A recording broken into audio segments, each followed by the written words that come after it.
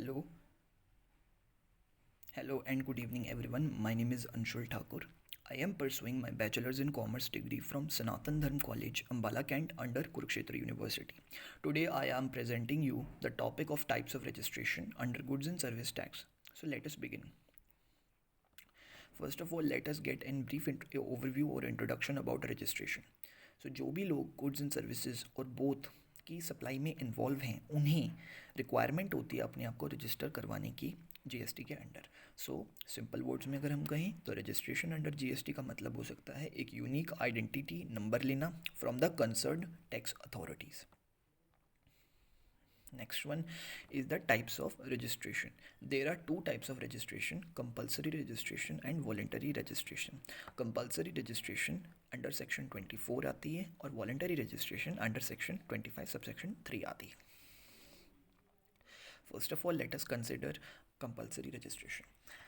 Compulsory registration come under section 24 of the CGST Act. Under this, in certain cases, it is compulsory to register irrespective of threshold limits. Threshold limits वो standard limits होती हैं aggregate turnover की जिसको पार करने के बाद एक person GST के लिए लायबल होता है. लेकिन कंपलसरी रजिस्ट्रेशन के अंडर इन लिमिट्स का कोई महत्व नहीं रहता. चाहे वो एक्सीड करे या ना करे उसे रजिस्ट्रेशन करवाना पड़ेगा. उसके केसेस हम आगे डिटेल में पढ़ेंगे. Now types of compulsory registration or the cases under which compulsory registration is done. There are 12 cases. We will discuss them one by one in detail. Very first one it is interstate supply. दो states के बीच होने वाली supply interstate supply होती है और इस case में threshold limits जो हैं 40 लाख 20 लाख और 10 लाख के पार अगर नहीं भी होगी तो भी रजिस्ट्रेशन कंपलसरी करना पड़ेगा. एग्जाम्पल पढ़ते हैं. Sachin from Maharashtra supplies goods and his turnover is following supplies to buyer in Maharashtra ₹4 lakh, यानी कि वो 4 लाख के सामान महाराष्ट्र में बेच रहा है और गुजरात में वो 3 लाख का सामान बेच रहा है. तो क्या वो रजिस्ट्रेशन के लिए लायबल होगा? इसका सोल्यूशन हम देखते हैं.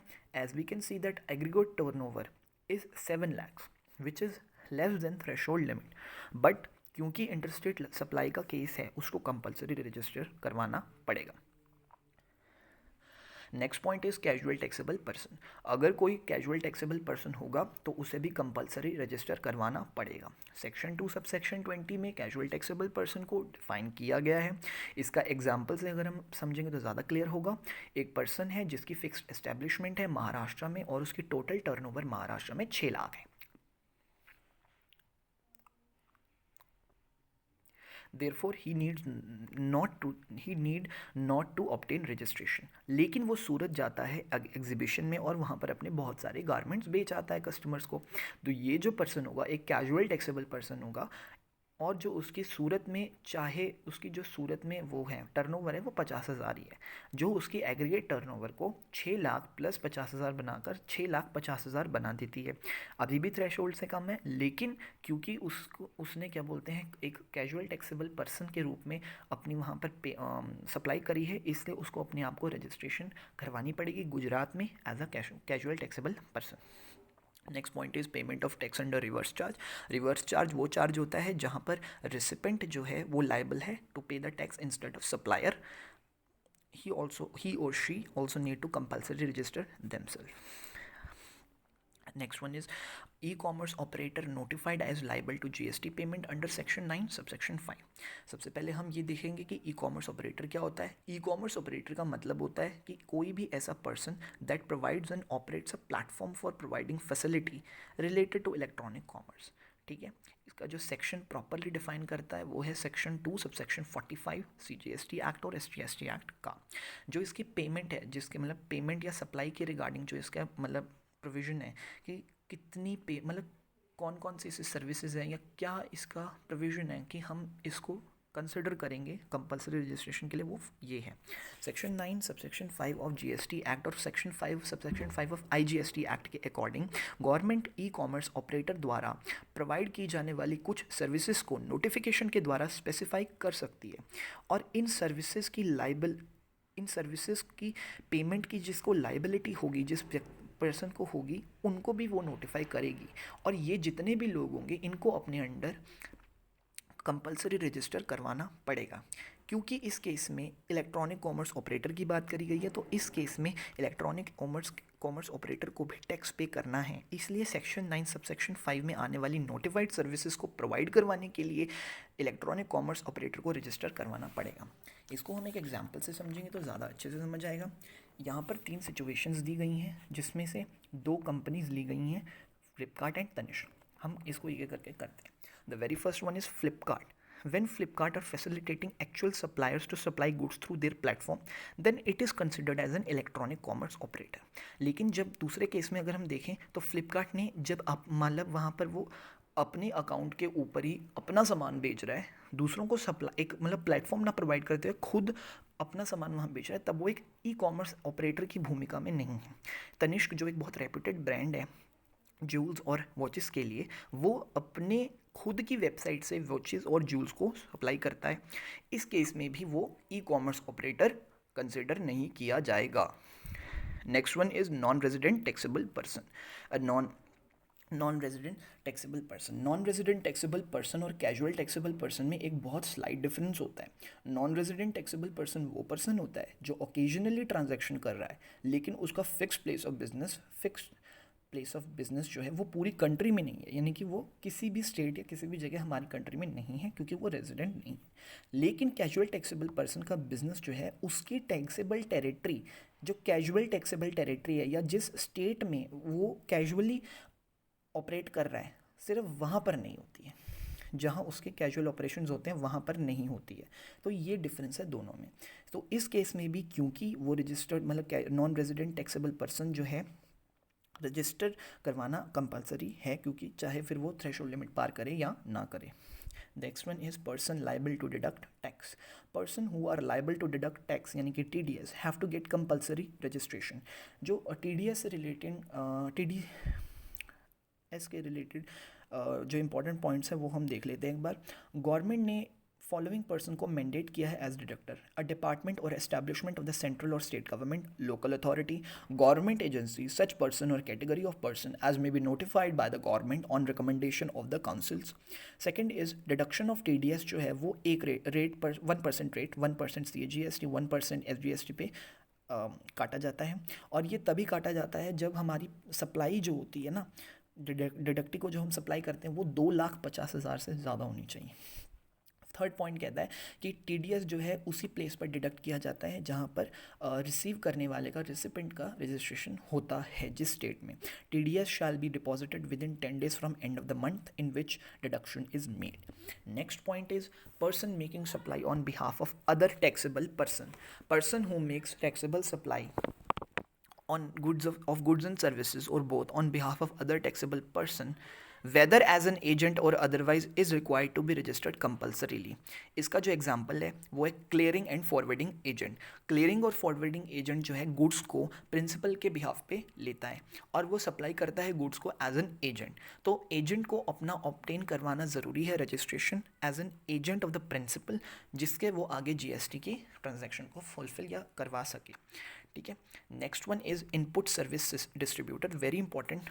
Input service distributor receives the services and distribute the credit services to different locations. इसका जो प्रोविजन है वो है section 21 and 22 of GST act. Example के थ्रू अगर हम समझेंगे तो ज़्यादा ईजिली समझ आएगा। इसमें एक एग्जाम्पल है कि चंडीगढ़ में एक कंपनी है साशा लिमिटेड, उसका हेड ऑफिस जो है वो चंडीगढ़ में ही स्थित है और उसके 4 बिजनेस रजिस्टर्ड लोकेशंस है।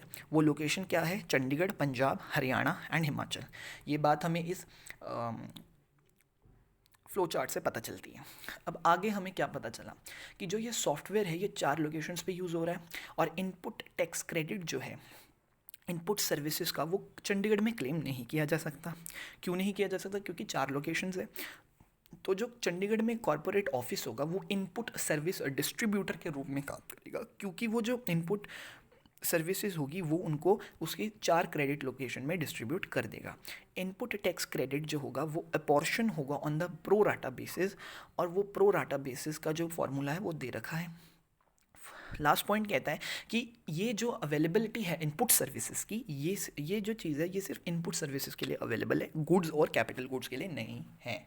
नेक्स्ट पॉइंट जो हमारा आता है वो है person other than who are liable to pay under section 9 subsection 5 supplier through e commerce operator. कहने का मतलब है कि जो हमने पहले 9 सबसेक्शन 5 के अंडर हमने जो स्पेशल सर्विसेज पढ़ी थी, जिनको नोटिफाई किया गया था, उनको छोड़कर जो ई कॉमर्स ऑपरेटर के द्वारा और जो सप्लाईज हैं उनके लिए क्या प्रोविज़न है।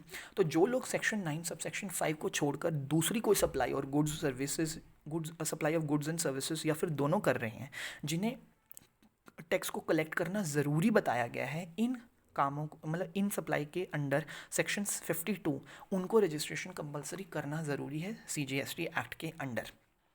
ठीक है। Next one is electronic commerce operator. Same point वही है, बस थोड़ा फ़र्क है कि यहाँ पर उस ऑपरेटर की बात करी गई है और पहले वहाँ सर्विसेज की बात करी गई है। तो इलेक्ट्रॉनिक कॉमर्स ऑपरेटर जिसको टैक्स को कलेक्ट करना ज़रूरी है अंडर सेक्शन 52 इन सर्विसेज को प्रोवाइड करवाने के लिए, उसे भी रजिस्ट्रेशन करना ज़रूरी है। Next point is person supplying online information. India से किसी बाहर जगह से अगर कोई पर्सन इंडिया में किसी बंदे को ऑनलाइन इन्फॉर्मेशन सप्लाई करता है, डेटाबेस एक्सेस करता है या रिट्रीव करता है सर्विसेज को, तो उसको भी रजिस्ट्रेशन कंपलसरी होगा अगर वो ऐसी सर्विसेज प्रोवाइड करता है। ठीक है। जो ये OIDAR सर्विसेज हैं ये इंटरनेट के थ्रू IT के द्वारा प्रोवाइड करी जाती हैं। OIDAR सर्विसेज है online information and database access और रिट्रीवल सर्विसेज, OIDAR सर्विसेज। इसके एग्जांपल्स हैं advertisement, cloud, ebook, online gaming. ठीक है। Next one and the last point is recommendation of councils और अदर पर्सनस और क्लास ऑफ पर्सनस। बेसिकली कुछ person, यानी कि इन सब चीज़ों को, इन सब लोगों को छोड़कर, इन सब केसेस को छोड़कर जो बाकी बचे हुए केसेस हैं, अगर वो करवाना चाहते हैं under the recommendation of the council given by the government, तो वो नोटिफाई करवा सकते हैं और रजिस्ट्रेशन करवा सकते हैं। उसके बाद हमारा नेक्स्ट पॉइंट है that is voluntary registration. Voluntary registration जो है वो सेक्शन 25 सबसेक्शन 3 के अंडर आता है।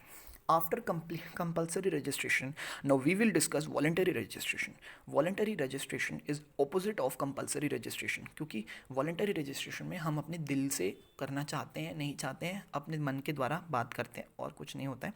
सेक्शन 25 सबसेक्शन 3 एक्ट कहता है कि कोई पर्सन जो सेक्शन 22 या 24 के अंडर लाइबल नहीं होगा रजिस्टर करवाने के लिए, वो वॉलंटरी रजिस्ट्रेशन करवा सकता है। और सारे प्रोविजंस जो रजिस्टर्ड टैक्सेबल पर्सन पर अप्लाई होते हैं वो सारे वॉलंटरी रजिस्टर पर्सन पर भी अप्लाई होंगे। एग्जाम्पल लेते हैं, अगर मान लीजिए एक शख्स आपका भोपाल में है और वो 18 लाख रुपए जो है एक फाइनेंशियल ईयर में कमा रहा है, तो यहाँ पर थ्रेशोल्ड लिमिट पार नहीं होती है, लेकिन वो लाइबल नहीं होगा क्योंकि उसको रजिस्ट्रेशन को ऑब्टेन करवाना ज़रूरी होगा as per section 22 subsection 1 of the GST act. However, as per section 25 subsection 3 of the act, such person can obtain registration voluntarily. Next one is conclusion. So हम कंक्लूसिवली ये कह सकते हैं कि जो रजिस्ट्रेशन है वो वॉलंटरीली भी हो सकता है और कंपल्सरीली भी हो सकता है as per the provisions of the respective act. Registration जो है GST के अंडर एक बहुत इंपॉर्टेंट पार्ट है, सिग्निफिकेंट है, क्योंकि ये बेसिक फाउंडेशन स्टोन है, एक आधारशिला है, एक नींव है, जिससे हमारा GST का जो स्ट्रक्चर है इंडिया में वो बेहतर हो सके, इम्प्लीमेंट अच्छे से हो सके।